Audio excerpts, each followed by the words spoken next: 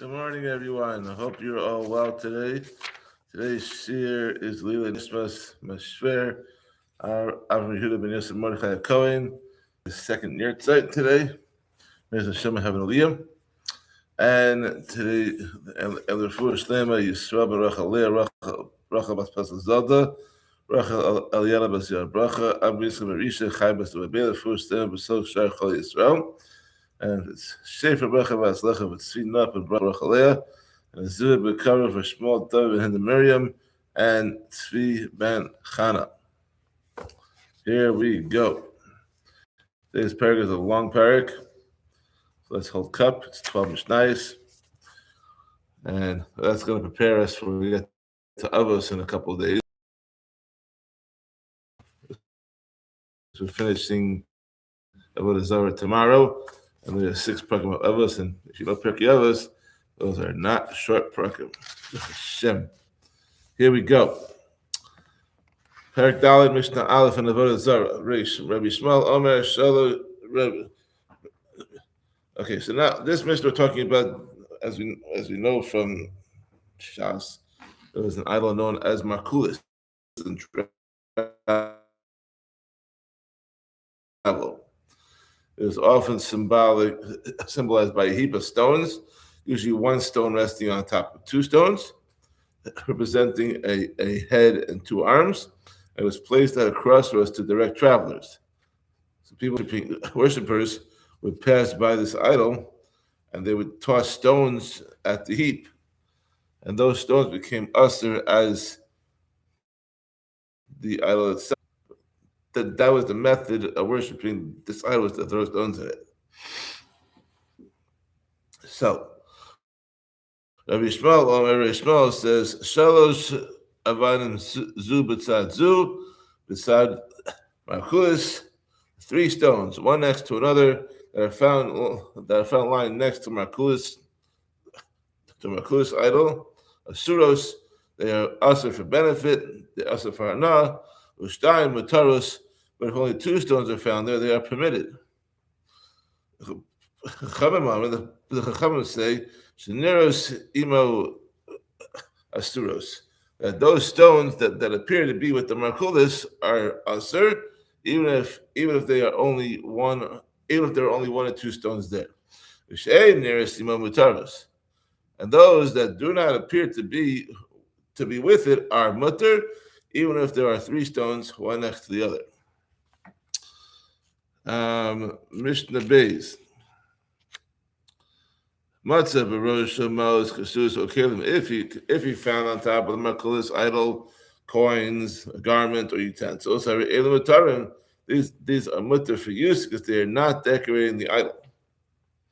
Why not?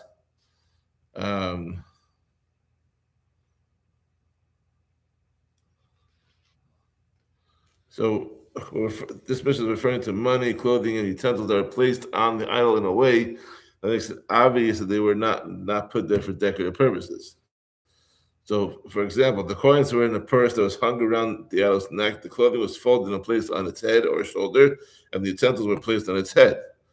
The Gemara learns from Psukim that only the items placed on an idol in a decorative way become usher for benefit. So even if they are placed as donations on the to the idol's temple, they are not usher b'hana.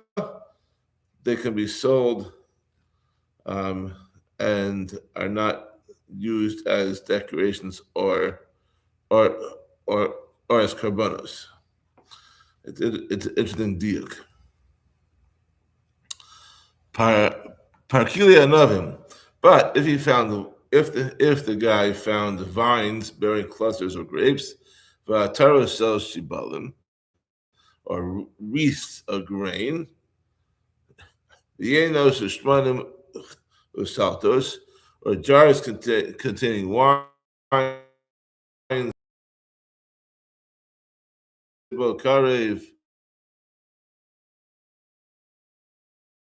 al-gabi,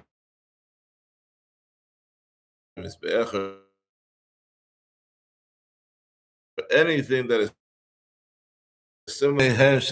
We may benefit from them if we can do so without providing any gain to the idol's priests, meaning that we don't have to pay a fee for using them. If you get them in there for free, it's fine. But we may not benefit from them by providing gain to the priests. And we must pay a fee to use the garden or bath. Since this fee, then that's a problem. Since this fee goes to support the idol's priests and everything else that has to run that organization, that's a problem. However, if it belongs to the idol and to others in a partnership, then we can benefit from them whether we provide a grain or whether we provide a gain or we do not provide a gain. Since the priests are not the only ones who benefit from the payments, it is mutter to use the garden or bath even if we have to pay for this use. Mishnah Daled. Avodah Zarah shall avikol chaim asur miyad. The idol of a non-Jew becomes usher for benefit immediately, as soon as he makes it, even before he actually worships it. So Yisrael ein asura ad shete'avid.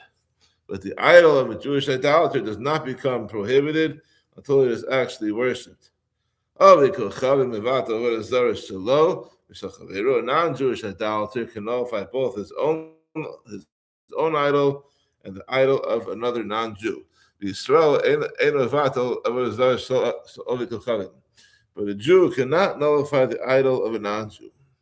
Even if the non-Jew gave him permission to do so, certainly a Jew can nullify his own idol. A Jew's idol can never be nullified. Rather, it remains forever for benefit and must be destroyed or buried.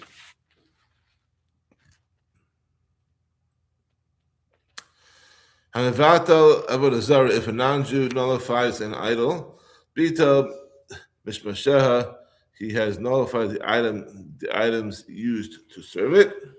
Since these are secondary to the idol itself, then nullifying the idol automatically nullifies them as well. Bita Mishmasheha, however, if he nullifies the items used to serve it, Mishmasheha Mutarim Vehi Asura, and those items are permitted for benefit, but the idol remains asur. The idol is not secondary to the idol. Continuing on with this topic, how does a non-Jewish idolater nullify an idol? Kata Rosh Ozno. If he cut off the tip of its ear, Rosh Chatama, or the tip of its nose, Rosh Etzba, or the tip of its finger, even though he left the rest of the idol intact, Paksa af api shalo chisra, or if he flattened its face with a hammer, even though he did not remove anything from it, bitla, he has nullified it because he has shown that he no longer considers it to be a god, and therefore becomes permitted for hana. You can benefit from it. However, if he merely spit in front of it, or he urinated in front of it, or he dragged it through the mud, or he threw excrement at it, it is not nullified, although these acts also show a lack of belief. They may just be the result of a temporary outburst of anger at the idol for not helping as he hoped. And when that fit of anger passes, the idolater will once again worship his idol. Therefore, only an act that causes permanent damage is considered nullification and not just to be zoyim.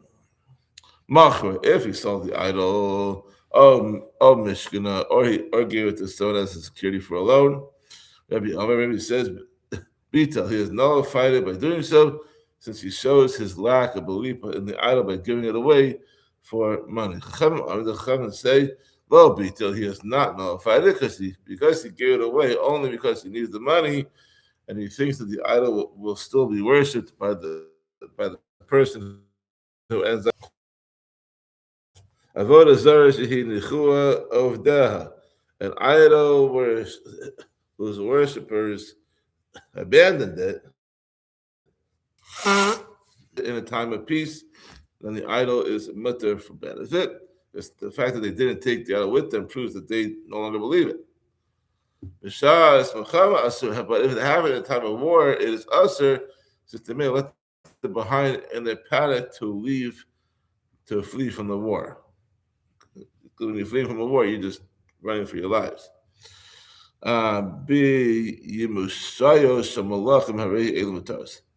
Pedestals set up in honor of the king are mutter for benefit, even though idols are placed upon them. Over. Because they stand the idols on them only when the king passes by. Since the pedestals are not used for idols regularly, only when the king travels, the king sometimes takes a different road and bypasses these places. The pedestals are not considered permanent bases to serve an idol. Take a little bit of water.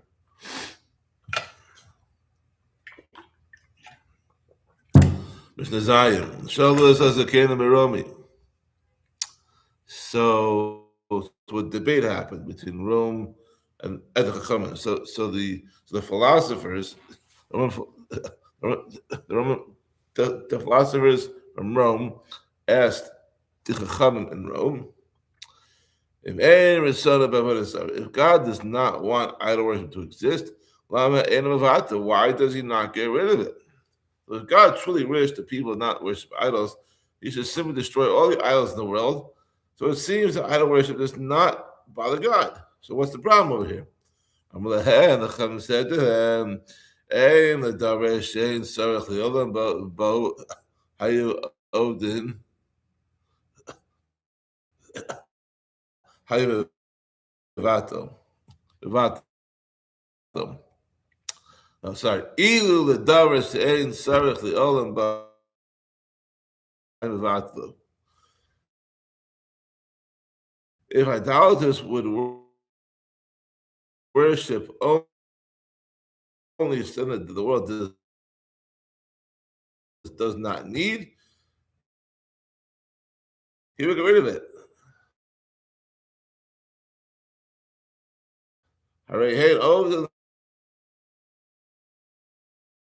Lechama, Levana, Lechavim, Lazalas. But they also worship the sun, Lama B'nei Hashotim, his heavenly bodies as gods. Yabit Davrish Ein Sarach but destroy and leave the things the world doesn't. So this is what's not. You don't keep what you have to.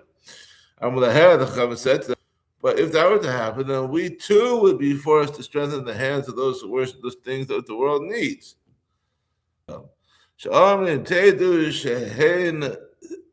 Elohus, Sharei Hein Lovatu. Since they would then be able to say, you can recognize that the things that we worship are truly God's because they had not been destroyed while other forms of idolatry have been destroyed. Therefore, to be worshipped.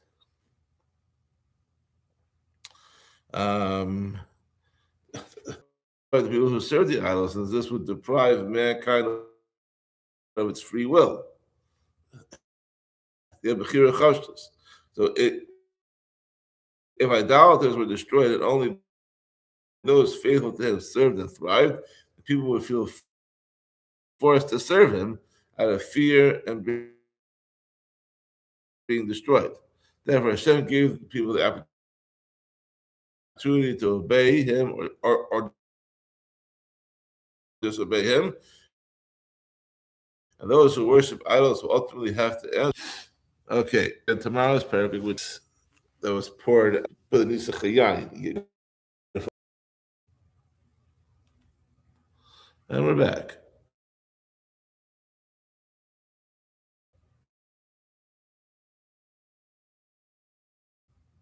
Cool.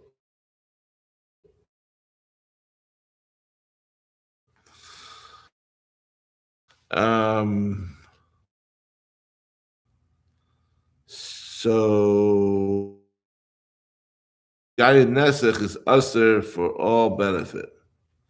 The Chachamim extended this issur to include any wine that belongs to an idolater, even when it was not known that it was used for a Jews use a libation. Nesach applies even to grain, where it can be called wine.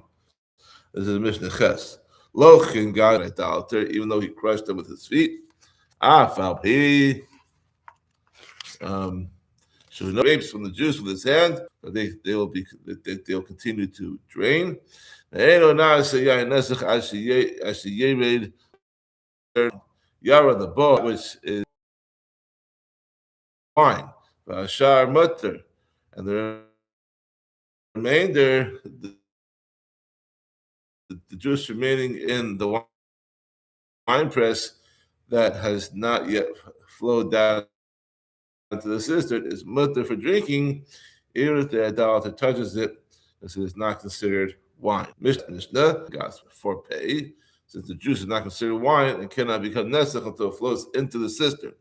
The Jew who helps to crush the grapes is not working with a prohibited item, nor is he causing production of Eretz Yisrael. Nor is he causing produce of Eretz Yisrael to become tamei, because the grapes become tamei as soon as the idolater begins stepping on them. And when the Jew later joins him in his work, he is not causing any extra tumah to them.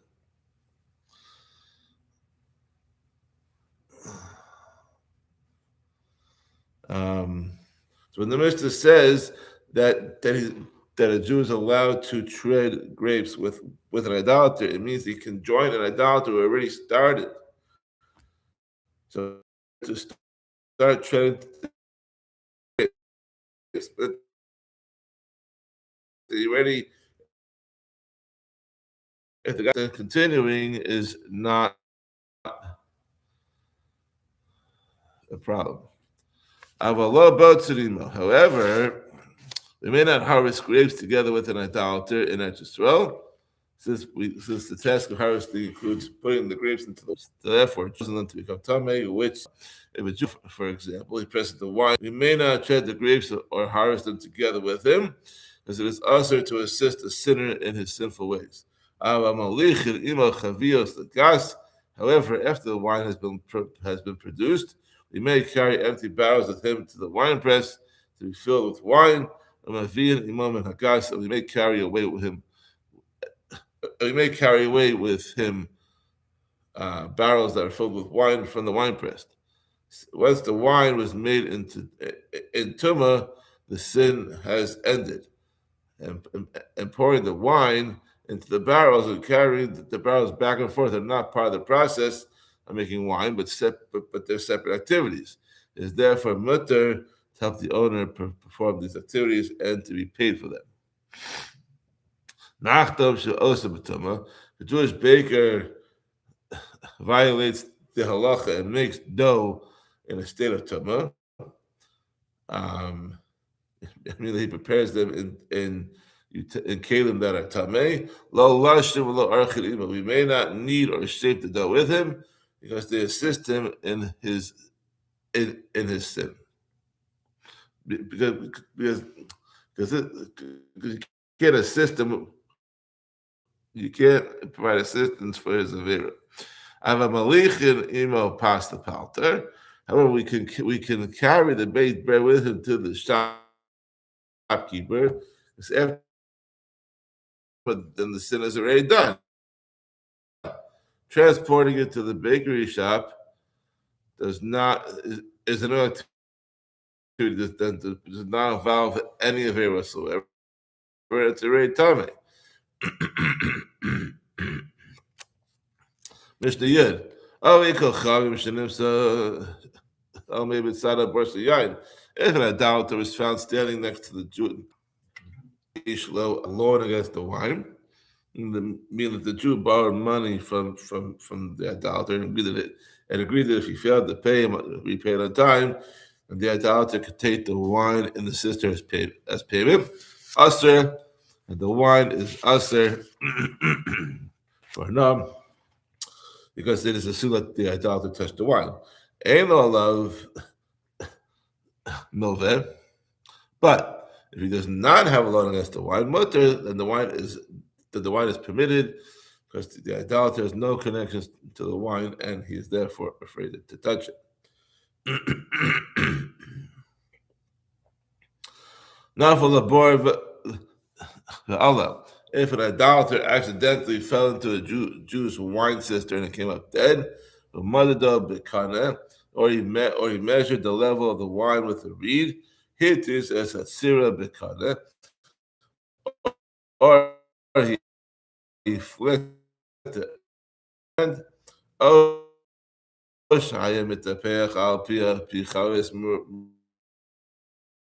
mutachas, and on the opening of a foaming barrel of wine in order to knock down the foam. B'chol elu hayamaisid. All these cases were actually, all these cases actually happened. The Amru Yimachir and the Chachamim who were asked about that at the time said that the wine should be sold to idolaters. They allowed the owners to benefit from the wine by selling it. Since it is clear the Asher drinking it because Rabbi Shimon, excuse me, idolater took a barrel and threw it into a Jew's wine cistern in a fit of anger. This actually happened once, and the Chachamim ruled that the wine was... Okay, 2 more to go.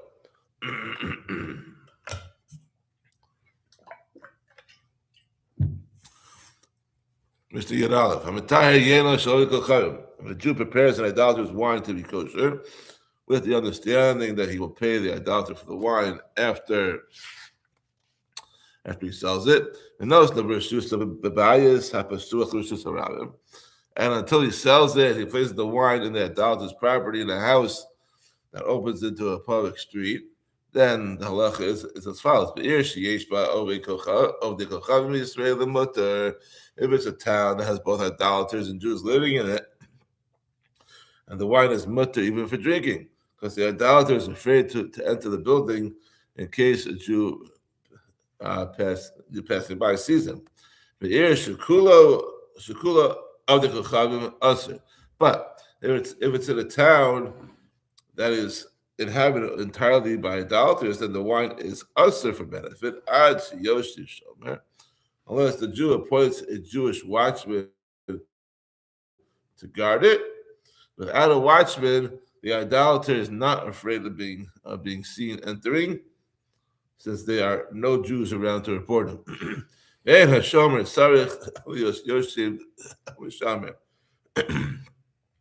watchman is not required to sit and guard the wine constantly. He goes out and comes in from time to time, that the wine is mutter. Since the watchman may return at any time, and the idolater is afraid to enter. Rabbi Shimon ben Elazar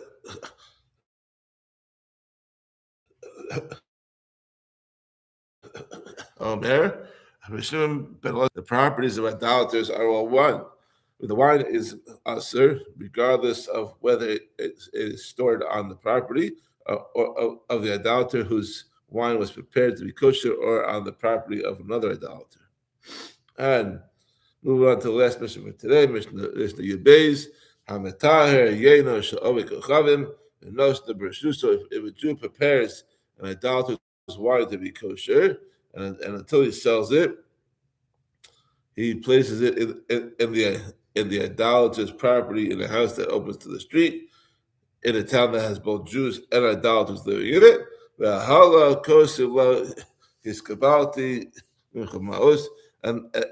the idolater